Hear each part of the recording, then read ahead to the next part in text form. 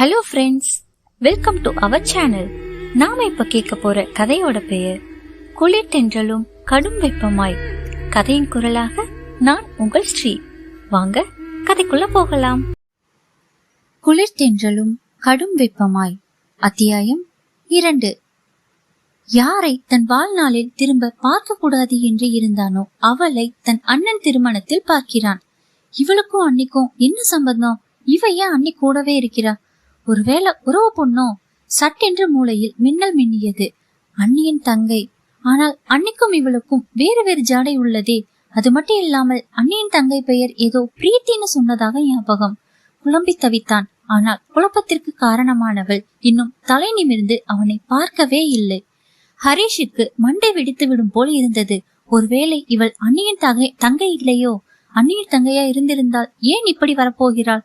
கழுத்தில் ஒரு செட்டு முத்து மாலை, காதிலும் அதே போல் ரொம்பவும் சிம்பிள் பட்டுப்புடவை. அண்ணியின் தங்கையா இருந்திருந்தால் நிச்சயம் தன் தாய் இவளை இப்படி வரவிட்டிருக்க மாட்டாங்களே. மருமகளைப் போல் அவளின் தங்கைக்கும் நகைகளை அள்ளி கொடுத்திருப்பார்களே. ஆனாலும் இவள் அக்காவின் பெயர் ஜனனி என்று சொல்லி இருக்கிறாளே.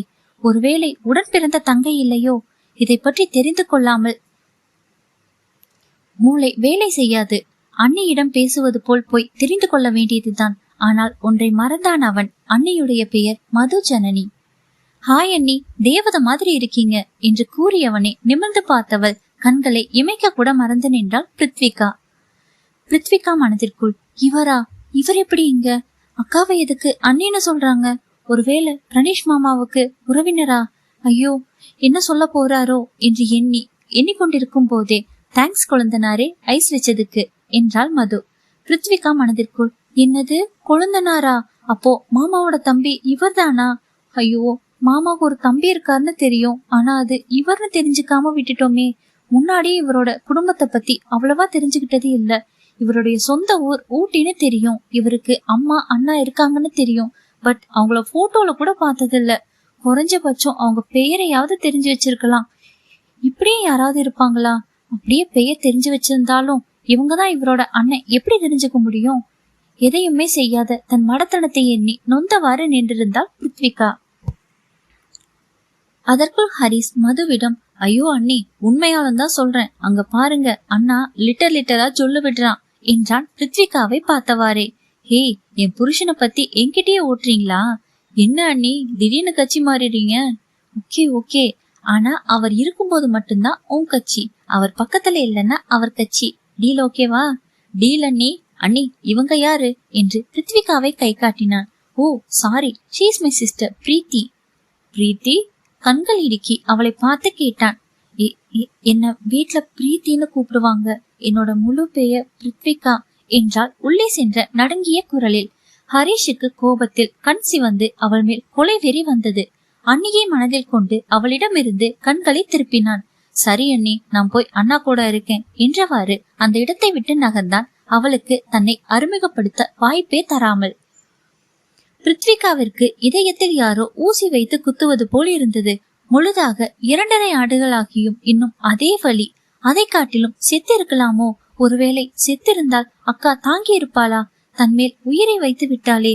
தன்னால் அக்காவின் வாழ்க்கையில் பிரச்சனை வருமா? அக்காவிற்கும் ஹரிஷிற்கும் வாழ்க்கையை தொலைத்து நிற்பது போதாதா? இந்த கடவுளுக்கு, ஏன் என் வாழ்க்கையில் திரும்பவும் விளையாடுகிறாய்? நான் யாருக்கு என்ன பாவம் பண்ணேன்? என்னால் இதற்கு மேல் சத்தியம் இல்லை, தைரியமும் இல்லை. என்னை இன்னும் சோதிப்பதாக இருந்தால் தயவு செய்து என் உயிரை எடுத்துக்கொள் கடவுளே. என்னால் முடியவில்லை. இருவரின் இதயமும் இரத்த கண்ணீர் வடித்துக் கொண்டிருக்க மற்றொரு 2 இதயங்கள் வானில் சிறகடித்து பறந்து கொண்டு இருந்தன. மங்கள நாணை கை கொண்டு எடுத்து மங்கையவள் கழுத்தில் சூடினான் பிரணேஷ். மன்னவன் சூட்டிய நாணை மனதில் நிறுத்தி கண் மூடி வேண்டினாள் மது ஜனனி.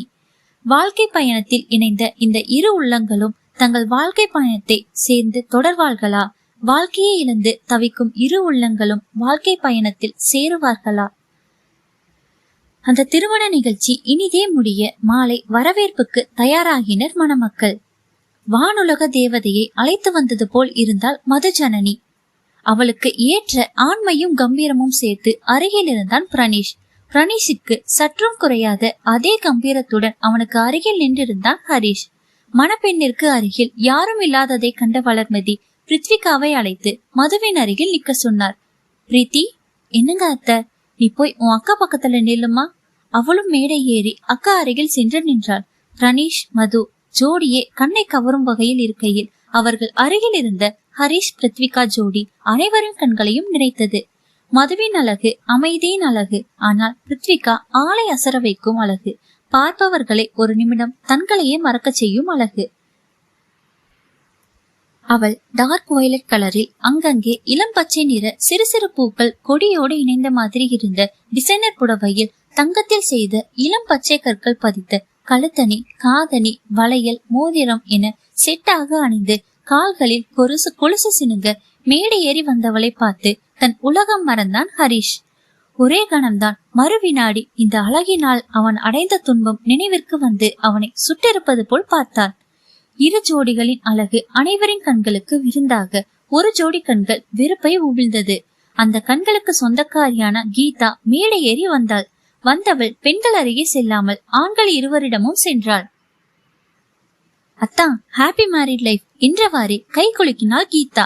தேங்க்யூ கீதா, நீ ஏன் மார்னிங் மேரேஜ்க்கு வரல? என்னோட ஒரே மாமா பொண்ணு நீயே இப்படி லேட்டா வந்தா என்ன செய்ய என்றான் பிரணீஷ். சாரி அத்தா, லாஸ்ட் எக்ஸாம் முடிச்சிட்டா ஒரேடியா இங்க வந்துடலாம்னு தான். எப்படியும் ரிசப்ஷனுக்கு வந்துடுவேன் தெரியும். என் அத்தா கல்யாணத்துக்கு நான் வராமலையா என்றாள் மது. மதுவையும் பிரீத்தியையும் பார்த்தவாறே அவள் பார்வையில் ஒரு அலட்சியம் தெரிந்தது. நீ எல்லாம் எனக்கு இணையா என்ற மாதிரியான தோரணையில் நின்றாள் கீதா. ஹாய் ஹரிசத்தா, you look very handsome today. Thanks Geetha, how did your exam என்றான் ஹரிஸ். ஐ டிட் வெல் அத்தா. இனிமே உங்க ஆபீஸ்ல ஒரு வேலையில ஜாயின் பண்றதுதான் என் முதல் குறிக்கோள். என்ன அத்தா, எனக்கு வேலை கொடுப்பீங்க தானே என்று கொஞ்சம் குரலில் கேட்டாள். Why not, it's my pleasure என்றான் ஹரிஷ். அவன் இப்படி கூறியதும் பிருத்விகா நிமிர்ந்து அவனை பார்த்தாள். கண்களில் வலியுடன் அவனும் அவளைத்தான் பார்த்தான் ஏளனத்துடன். இருவரின் பார்வை பரிமாற்றத்தை கவனித்த கீதா கண்களில் வெறுப்புடன் பார்த்தாள். என்ன அத்தா, உங்க ஒய்ஃப இன்ட்ரோடியூஸ் பண்ணி வைக்க மாட்டீங்களா என்றாள் பிரணீஷை பார்த்து. ஹே சாரிமா, இது என் wife Madhu and she is my sister in law Prithvika. Hi அக்கா, ஹாப்பி மேரிட் லைஃப் என்று மதுவிடம் மட்டும் கை குலுக்கி விட்டு ஹரிஷிடம் திரும்பி, அத்தா நான் அக்காவுக்கு தோழியா நிக்கட்டுமா என்றால் கொஞ்சம் குரலில். ஷியோர் கீதா, சொல்ல போனா நீ தான் இங்க நிக்கணும் என்றான் ஹரிஸ். இவர்களின் உரையாடலை கேட்ட ஒரு உள்ளம் சுக்குநூறாக உடைந்து கொண்டு இருந்தது. கீதா அப்பாவியாய் கேட்டதை பார்த்து மதுவின் உள்ளமும் உருகியது.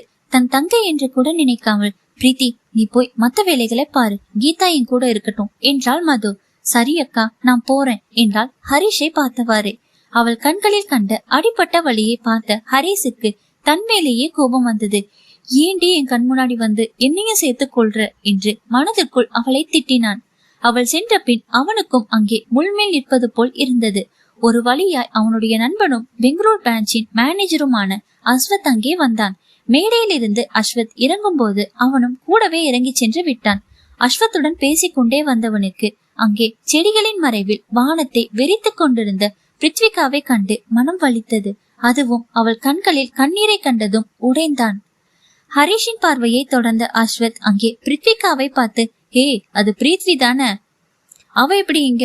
ஹரிஷ் நீ மறுபடியும் என்று இழுத்தான். இல்ல அஸ்வத், அவ அண்ணியுடைய தங்க. உனக்கு முன்னையே தெரியுமா அவதான் உங்க அண்ணியோட தங்கன்னு? தெரியாதுடா, எனக்கும் இன்னைக்குதான் தெரியும். எனக்கு தெரிந்து அவளுக்கும் நான் தான் அக்கா, அவ அக்காவோட கணவனின் தம்பின்னு முன்னாடி தெரியாது போல. ஹரிஷ் எனக்கு என்னவோ அவன் நல்ல பொண்ணுதான்னு தோணுது, நீதான் மிஸ் அண்டர்ஸ்டாண்ட் பண்ணிருக்கன்னு நினைக்கிறேன் என்றான் அஸ்வத். இல்லடா, அவ வாயாலேயே சொன்னான், ஒரு தடவைக்கு 2 தடவை சொன்னாடா என்றால் பெருமூச்சை விட்டபடி. ஆனா அவளும் ஃபீல் பண்ற மாதிரி இருக்கேடா. ஃபீல் பண்ணாம என்ன செய்வா? கோடிக்கணக்கான சொத்து கைவிட்டு போச்சேன்னு ஃபீல் பண்ணுவா தானே. ஹரிஷ் எதுக்கும் நீ அவசரப்பட்டு எதுவும் சொல்ல வேணாம். அவ இப்போ அண்ணியோட தங்க. உனக்கு வேணாம்னா ஒதுங்கிடு. ஆமா உன் அண்ணி எப்படி? அவங்களும் இல்ல அஸ்வத், அவங்க ரொம்ப நல்லவங்க. அப்படி ஒரு தங்கைக்கு இப்படி ஒரு அக்கா நினைக்கவே அருவருப்பா இருக்கு. அருவருப்பா? ஏண்டா அப்படி எல்லாம் சொல்ற? உன் மனசாட்சி தொட்டு சொல்லு, நீ அவளை மறந்துட்டேன்னு. இல்லடா, என்னால அவளை மறக்க முடியாது. உனக்கும் கூட தெரியாத பல நிகழ்வுகள் எங்களுக்குள்ள உண்டு. என்னோட காதல் உண்மையானது. அவளை மட்டும் நேசிச்சேன். ஆனா அவ என்னை விட என் சொத்துக்களை தான் நேசிச்சிருக்கா. என் காதலை கொச்சப்படுத்திட்டா. அதற்குரிய தண்டனைய அவ அனுபவிக்கணும்.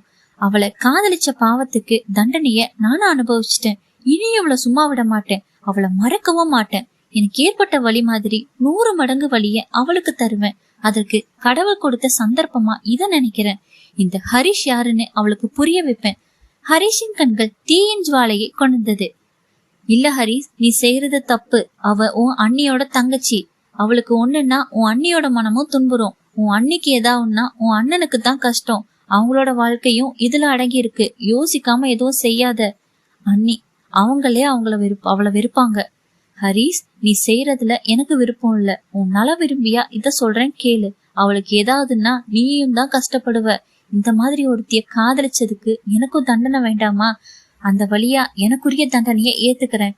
இதுக்கு மேல உன் இஷ்டம் ஹரிஷ். நீ எப்போ பெங்களூர் வர?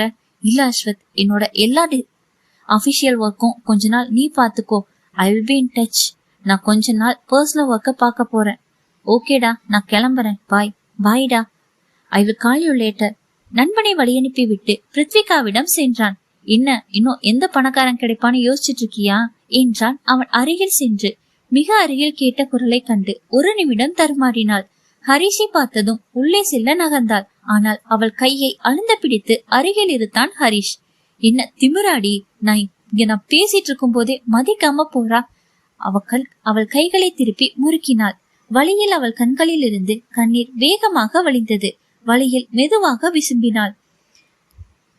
இந்த அழுகைய பார்த்ததும் அவள் கைகளை பிடித்திருந்தவன் பிடியை தளர்த்தினான். ஆனால் விடவில்லை. ஆனால் அவளோ நிலத்தை பார்த்து கொண்டு, பிளீஸ் விட்டுடுங்க ரிஷி, நான் போகணும். அவள் ரிஷி என்றதும் அவன் கொதிநிலைக்கு சென்றான். என்ன ரிஷின்னு இன்னொரு தடவை சொன்ன உன்னை தொலைச்சிடுவேன் பாத்துக்கோ. உனக்கு அந்த உரிமைய யார் கொடுத்தது? உன்ன மாதிரி கேவலமானவ கூப்பிட என் அப்பா அம்மா பேர் வைக்கல, தெரிஞ்சுக்கோ என்று கூறி வேகமாக அவளை கீழே தள்ளிவிட்டு உள்ளே சென்றான். கீழே விழுந்தவள் யாராவது பார்த்தார்களா என்று சுற்றுமுற்றும் பார்த்தவள் பின் எழுந்து பாத்ரூம் சென்று வேண்டியவரை அழுதாள். அங்கே நடந்த அத்தனையும் கீதாவின் கண்கள் பார்த்ததை பாவம் அவள் அறிய மாட்டாள். முதல் இரவுக்குள் அடியெடுத்து வைத்தாள் மது. கதவை தாள் போட்டு திரும்புவதற்குள் அவள் பின்னால் வந்து இறுக்கி அவள் கூந்தலில் முகம் புதைத்தான் பிரணீஷ். ஐயோ பிரணீஷ், என்ன இது? அதுக்குள்ளேயே பிளீஸ் விடுங்க, கொஞ்ச நேரம் பேசலாம். போடி, மனுஷனோட ஃபீலிங்ஸ் புரிஞ்சுக்கோ பிளீஸ் பிரணீஷ் என்றால் கொஞ்சம் குரலில். மனைவி இப்படி கேட்டதும் கொஞ்சம் மலை இறங்கினான். ஆனால் அவள் கையணைப்பிலேயே நிறுத்தி கட்டிலுக்கு அழைத்து சென்றான். மனைவியை நெஞ்சில் சாய்த்து கொண்டு, மது, நான் ரொம்ப சந்தோஷமா இருக்கேன். என்னோட ரூம்ல என்னோட மதுவோட இன்னைக்கு எனக்கு ஃபர்ஸ்ட் நைட். நினைச்சாலே சோகமா இருக்கு. தேங்க்ஸ் மது. இன்னைக்கு இருக்கிற சந்தோஷத்தை எனக்கு எப்பவுமே கொடுப்பியா மது? உங்க சந்தோஷம் மட்டும்தான் எனக்கு முக்கியம். மது, உனக்கு யார ரொம்ப பிடிக்கும்? உங்களை பாக்குற வர பிரீத்திய பிடிக்கும். இப்போ எனக்கு உங்களைத்தான் பிடிக்கும். அப்போ உன் தங்கச்சி செகண்ட் பிளேஸ்க்கு போயாச்சா? இல்ல, 4th பிளேஸ்க்கு போயாச்சு. என்னடி சொல்ற? இப்போ என் கழுத்துல தாலி கட்டினீங்களே, அப்போவே இது என்னோட ஃபேமிலி. இங்க இருக்கிறவங்க தான் எனக்கு முதல் சொந்தம். அத்தை, ஹரிஷ்க்கு அப்புறம், அதுக்கப்புறம் தான் பிரீத்தின்னு எனக்கு சொந்தம். அவள் வாய்மொழியை கேட்டவன் அவளை இறுக்கி அணைத்து, ஐ லவ் யூ மது என்றான். பின் விடுவிடித்து, மது, 1000 இருந்தாலும் பிரீத்தி உன் கூட பிறந்தவ. அவளுக்கு தான் நீ அடுத்த முக்கியத்துவத்தை தரணும். அவ இன்னொரு வீடு செல்லும் வர நீ தான் அவளுக்கு எல்லாம்.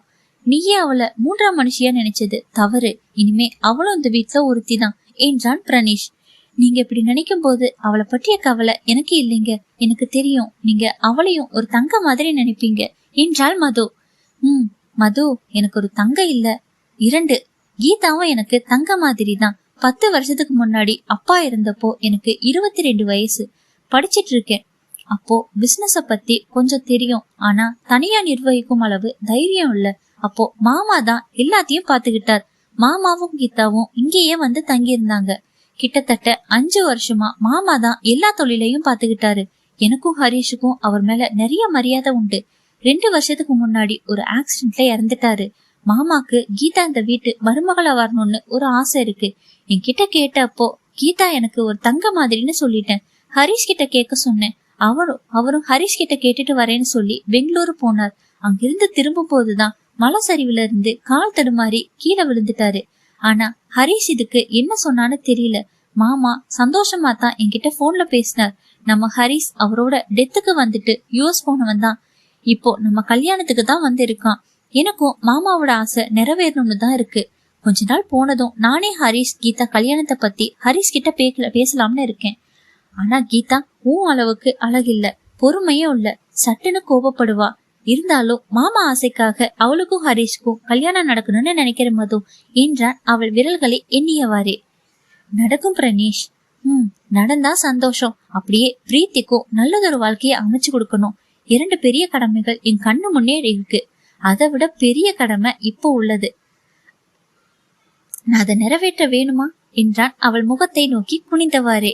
அவன் விளையாட்டை ரசித்தவள், அப்படியா பிரணேஷ், அப்படி என்ன பெரிய கடமை என்றால் அவனை விளக்கியவாறே.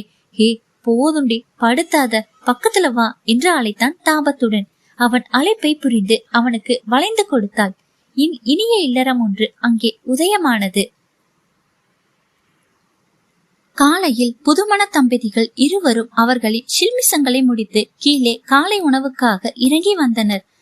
அன்னையையும் அண்ணியையும் பார்த்த ஹரிஷுக்கு எவ்வளோ ஒரு அருமையான ஜோடி என்று மனதில் நினைத்து அண்ணனை வம்புக்கு இழுத்தான். உணவு மேஜையில் அனைவரும் இருக்க பரிமாறுவதற்காக மது பாத்திரத்தை எடுக்க, நீ உட்கார்ந்து சாப்பிடுமா, நான் பரிமாறுறேன். கல்யாணமான அடுத்த நாளே இதெல்லாம் செய்யணும்னு இல்லம்மா, நீ போய் அவன் பக்கத்துல உட்கார்ந்து சாப்பிடு என்று பாத்திரத்தை வாங்கி கொண்டார் வளர்மதி. மது பிரணீஷ் பக்கத்தில் அமர, பிரணீஷின் மறுபக்கத்தில் ஹரிஷ் அமர்ந்து கொண்டான். ஹரிஷுக்கு பக்கத்தில் கீதா அமர்ந்து கொண்டாள். பிருத்விகா இன்னும் சாப்பிட வரவில்லை. அதை அனைவரும் மறந்திருக்க ஹரிஷுக்கு அவள் வராமல் சாப்பிட முடியவில்லை. அவனின் தவிப்பு புரிந்ததோ என்னவோ மாடியில் கெஸ்ட் ரூமில் இருந்து கீழே இறங்கி தோட்டத்துக்குள் செல்ல போனாள். அவளை பார்த்த வளர்மதி, பிரீத்தி நீ சாப்பிட வரலையா என்றார். கிட்டத்தட்ட பரிமாற ஆரம்பித்து விட்ட பின் தன்னை பார்த்ததும் தான் அழைக்கிறார்கள் என்பதை மனதில் குறித்து கொண்டாள். அக்கா கூட தன்னை மறந்து விட்டாள். கண்கள் கலங்குவதை கட்டுப்படுத்தி, இல்ல அத்தை, நான் இன்னைக்கு விரதம், மாலையில தான் சாப்பிடுவேன் என்றாள்.